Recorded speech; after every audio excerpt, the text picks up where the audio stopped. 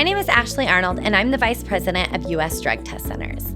If your business operates under the Department of Transportation, then you're probably already familiar with their strict standards for keeping all employees, especially those in safety-sensitive positions, substance-free.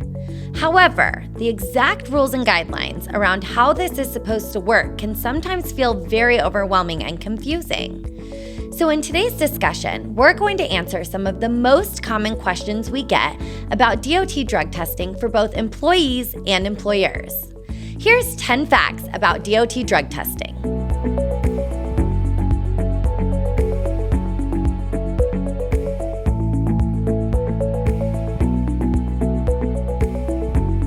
Yes, even if you are an owner-operator and the sole employee of your company, if your company falls under the DOT, then you are still required to follow the rules of the Department of Transportation. DOT rules and regulations apply to your company no matter if you have 1 employee or 1,000 employees.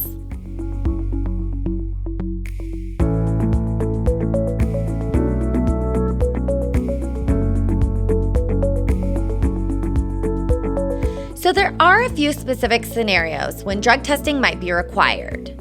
These could include pre-employment drug testing when you hire a new safety-sensitive employee. A DOT employee must receive a negative test result before they can be hired and placed into a safety-sensitive position. Now, this also applies to an employee who is moving from a non-safety sensitive position to a safety-sensitive position, and they must also complete a pre-employment test and receive a negative result before they can work in that safety-sensitive position. Now, random drug and alcohol testing is also required by the DOT. So the DOT requires federally regulated employers to enroll all of their safety-sensitive employees into what's called a random consortium or a random drug testing program. This is where the employees are placed in a random pool, and they are subject to being randomly selected for drug and or breath alcohol testing throughout the year, and it's typically done quarterly or monthly. Post-accident drug and alcohol testing is for certain employees who are required to submit a post-accident urine drug test, which is also required by the U.S. Department of Transportation, and it's for those in a safety-sensitive position. Those safety-sensitive employees are required to submit a specimen for a drug test as soon as possible from the time of the reported accident, but it cannot be any later than 32 hours after the accident happens. Alcohol testing must be conducted as soon as possible from the time of the reported accident, but no later than 8 hours from the time of the accident.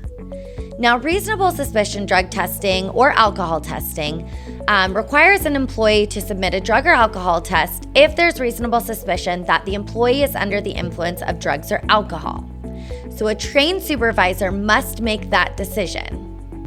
For return to duty drug or alcohol testing, should an employee test positive for drugs or alcohol, or if they refuse a drug or alcohol test, they won't be allowed to return to the workplace until they've completed an observed or witnessed return to duty test, and it has to have a negative result. And the last one is follow-up drug and or alcohol testing. And this occurs at least 12 months or a year after an employee returns to their safety-sensitive position after a drug or alcohol violation. So under the Department of Transportation regulations, all follow-up testing must be at a minimum of 6 tests over the first year of them returning to duty. These employees should be randomly chosen for those tests periodically, and it would be labeled as a follow-up test.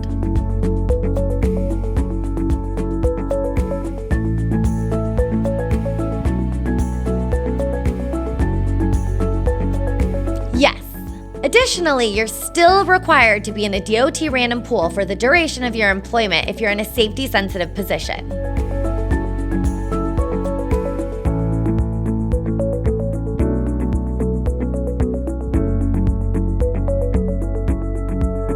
A consortium or a third-party administrator manages all or parts of an employer's DOT program. That includes the drug and alcohol testing program and maintains all records and results.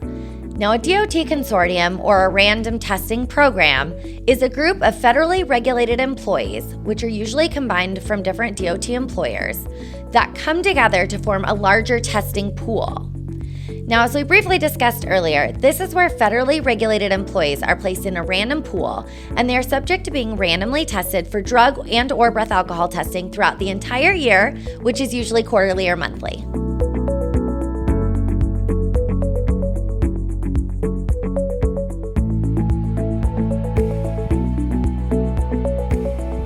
If you are an owner-operator, then you are not permitted to manage your own random drug testing, so you are required to designate a consortium or a third-party administrator to manage your program for you.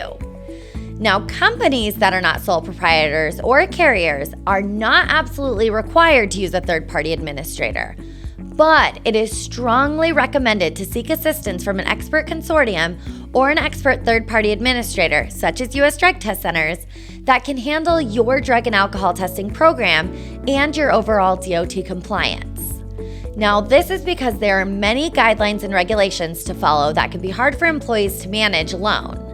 A consortium will do as much of the heavy lifting for you, including making sure you stay in compliance as things evolve over time and regulations change.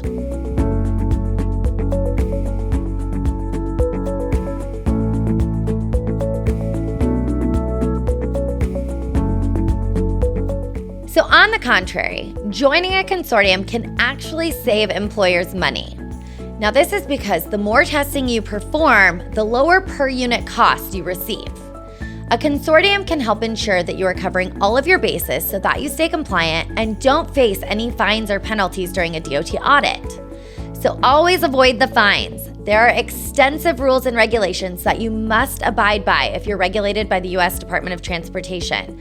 So why not let an experienced professional, like a TPA or a consortium, handle the heavy lifting and manage all of the requirements so that you don't have to.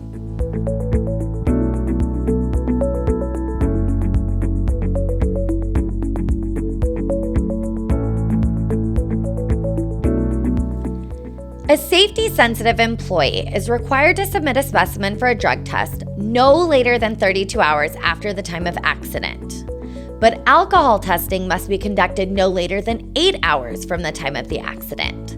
So a certified supervisor will have the testing criteria that they will use to make a decision regarding whether or not post-accident drug or alcohol testing is warranted during an accident.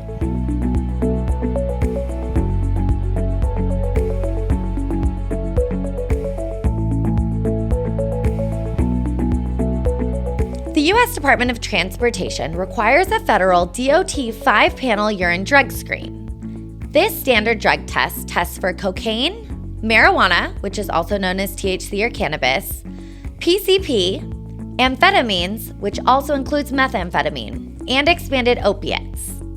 Now, these 5 are the most commonly abused drugs, and this panel is particularly useful considering the growth of marijuana and our country's ongoing addiction to opioids.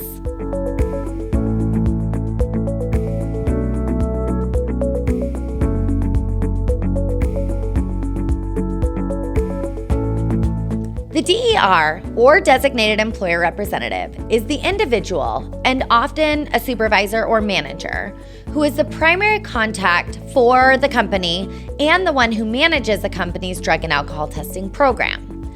So the DERs are not specific to the Department of Transportation, but many of the non-federal or non-DOT employees appoint a DER so that there's at least a single point of contact for the testing program.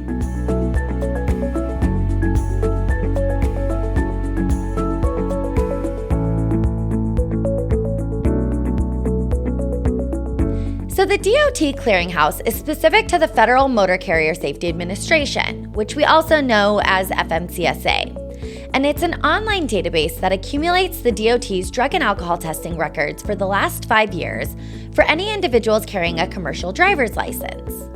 It makes it possible for employers to know which drivers have drug or alcohol violations on their record before and throughout employment. So everything we just discussed only begins to scratch the surface of the world of DOT drug and alcohol testing. It's a lot for any employer to manage on their own. So that's why using a consortium or a third-party administrator is always smart and always a necessary choice. U.S. Drug Test Centers eases the burden of managing these regulations on your own by supporting employers in their efforts to maintain a substance-free workplace. U.S. Drug Test Centers manages all of your drug and alcohol testing from start to finish. That includes your random drug testing, pre-employment, reasonable suspicion, and more. Through FMCSA accredited laboratories, also known as the Substance Abuse and Mental Health Services Administration, and verifying all results with the Medical Review Office, we will help you to create a bulletproof drug-free workplace policy manual and get certified for DOT-required training, such as the reasonable suspicion training for your supervisors or DERs that are overseeing your employees and drug testing programs. U.S. Drug Test Centers will manage your DOT-required clearinghouse program from start to finish as well. We will walk you through the registration process and then take over all of your employer reporting responsibilities for you. This includes running all required clearinghouse queries, reporting violations, and reporting return to duty and follow-up drug and/or alcohol tests. So with the ever-changing drug and alcohol rules, please use these DOT efforts to stay 10 steps ahead. It's more important than ever that employers are staying compliant. So contact U.S. Drug Test Centers today to learn more about how we can help you.